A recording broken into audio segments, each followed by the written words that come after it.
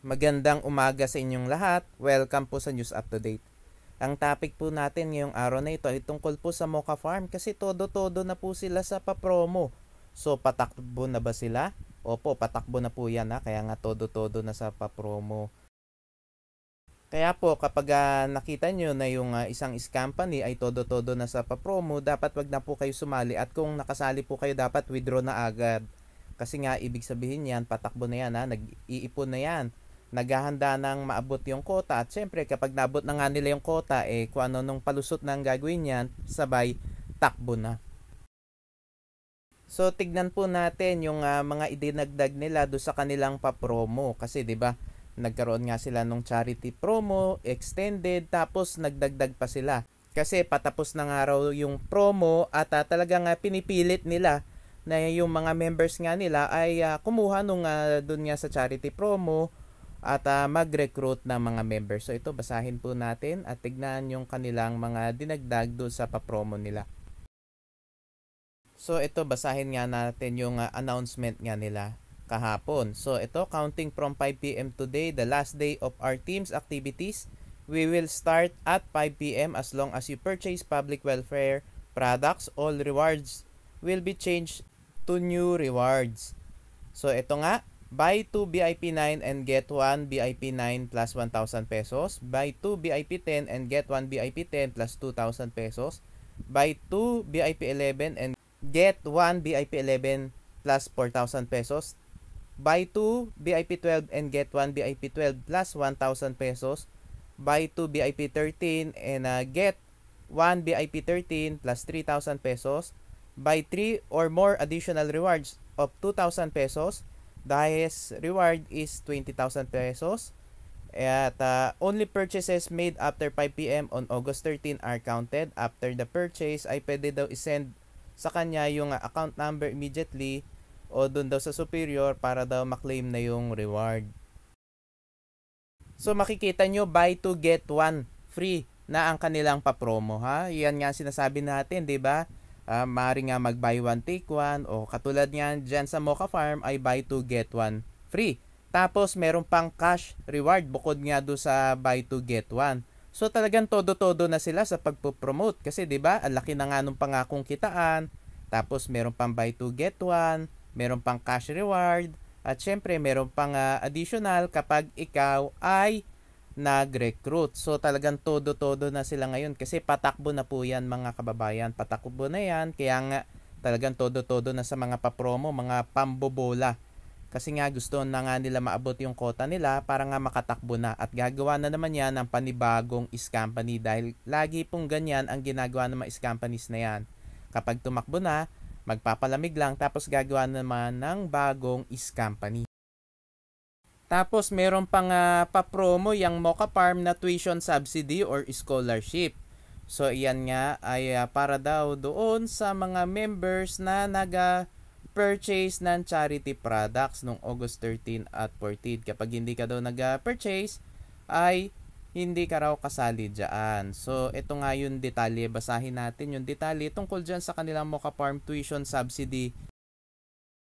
So kapag bumili ka daw ng VIP 9 charity product ay makaka-receive ka daw ng 2,000 pesos na scholarship. Kapag VIP 10 charity product naman daw ang binili mo ay makaka-receive ka daw ng 5,000 pesos scholarship. Kapag VIP 11 charity product ay 10,000 pesos daw ang matatanggap mong scholarship. At pag VIP 12 daw ang binili mo, yung VIP 12 charity product ay 6,000 pesos daw ang scholarship. At kapag ang binili mo daw ay yung VIP 13 na charity product ay makakatanggap ka daw ng 15,000 pesos na scholarship. Pero alam naman natin na yan ay kasinungalingan puro pangha-hype lang, pambobola kasi nga tatakbo na yung Mocha Farm. Nakita nyo, di ba? Ang laki-laki na nga ng pangakong kitaan tapos yung i-invest mo daw ay isasama daw yun sa charity fund. At tatapatan pa daw yun ng Mocha Farm.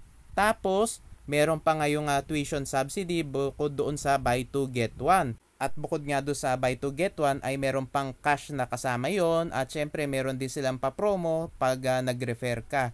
So todo-todo na talaga yung Mocha Farm sa kanilang pa-promo. So alam natin, pataob na yan. Tapos, ito pa yung iba pang rules do sa kanilang Mocha Farm Tuition Subsidy. So, makakakuha ka daw ng 10% rebate for above purchases of charity products from August 13 and ends on August 14. Failure to purchase on time will not be included on the list.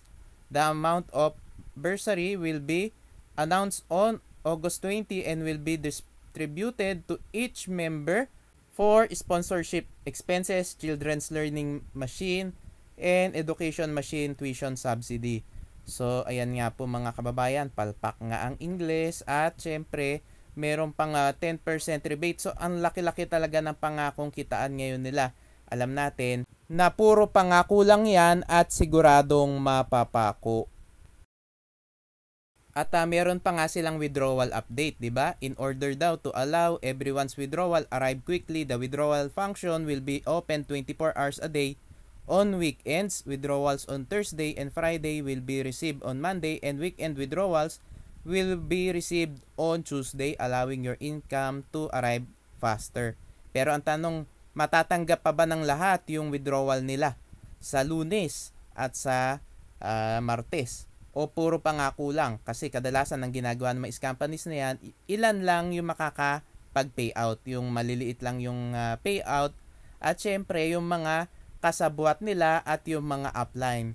Pero yung karamihan, hindi na makapag-payout. Ganyan po ang kadalasan ginagawa ng mga companies. Kaya po mga kababayan, hindi po batayan ang payout sa pagiging legit ng isang kumpanya. Kasi kadalasan pinapadama lang kayo niyan, bibigyan kayo ng payout. Pero minsan, yung mga kasabwat lang o yung mga upline lang ang binibigyan ng payout. At minsan, yung mga maliliit lang ang payout, yung binibigyan ng payout. Kasi yung mga malalaki, hino-hold na nila yon. Kasi hindi naman talaga nila kaya ibigay yung ganong kalaking pangakong kitaan. Kasi nga Ponzi scheme sila. Ibig sabihin, yung ginagamit nilang pang payout sa mga naunang investors ay galing lamang po sa pay-in ng mga bagong investors. Mga kababayan, wag po kayo magpapahype doon sa mga pambobola nila, doon sa mga malalaking pangakong kitaan at doon sa mga papromo. Kasi po kapag nagtodo-todo na sa papromo, yung mga companies ay pataob na po yan. So yung mga nakapag-invest nga dyan sa Mocha Farm, mag-withdraw na po kayo. Humingi na po kayo na refund. At para nga sa mga nagbabalak sumali dyan sa Mocha Farm, wag na po. Kasi mapapahamak lamang po kayo dyan. Kasi pataob na po yung Mocha Farm. Yung Mocha Farm po ay katulad lang din na iba mga companies, tulad ng A-Power, Cashbacka, yung mga reverse football betting scams, at kung ano-ano pang mga companies. Huwag kayo magpapaniwala dyan sa mga pangakong kitaan nila. Hindi po nila kaya yan. Lalo na, ang sinasabi nga nilang binibenta lang daw nila ay yung meron silang mga gatas or dairy, diba, butter, kung ano-anong mga produkto.